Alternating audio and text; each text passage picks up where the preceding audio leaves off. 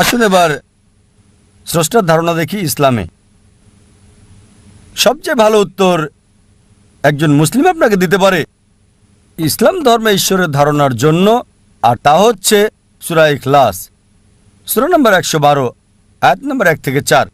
কুল হুয়াল্লাহু আহাদ, বলো তিনি আল্লাহ এক অদ্বিতীয়, আল্লাহুস সামাদ, আল্লাহ স্বয়ংসম্পূর্ণ এবং চিরস্থায়ী, লাম ইয়ালিদ ওয়া লাম ইউলাদ, তিনি কাউকে জন্ম দেননি, কখনো জন্ম নেননি, ওয়া লাম ইয়াকুল্লাহু কুফুয়ান আহাদ, এবং তার সমতুল্য কিছুই নেই।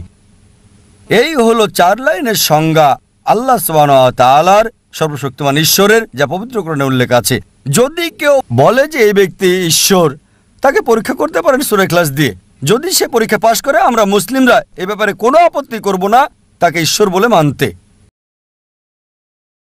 প্রথম হলো কুল হুয়াল্লাহু আহাদ, বলো তিনি আল্লাহ এক এবং অদ্বিতীয়, আল্লাহুস সামাদ, আল্লাহ স্বয়ংসম্পূর্ণ এবং চিরস্থায়ী। সামাদ এর অর্থ বাংলায় এক কথা বলা যায় না, এর অর্থ হচ্ছে কারো মুখাপেক্ষী নয়, চিরস্থায়ী, অবিনশ্বর, সবকিছু তার উপর নির্ভরশীল, তিনি কোনো কিছুর উপর কখনো নির্ভরশীল নন।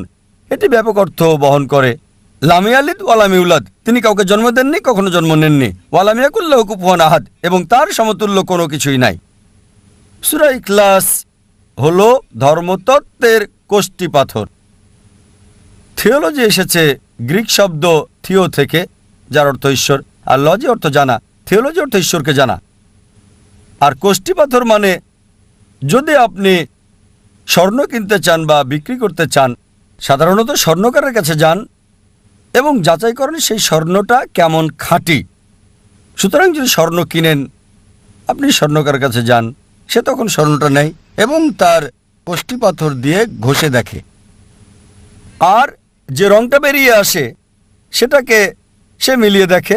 তারপর আপনাকে বলে স্বর্ণটি কি 24 ক্যারেট আছে, কি 22 ক্যারেট আছে, নাকি 18 ক্যারেট, নাকি এটা আসলে কোনো স্বর্ণই না, কারণ সবকিছু চকচক করলেই স্বর্ণ হয় না।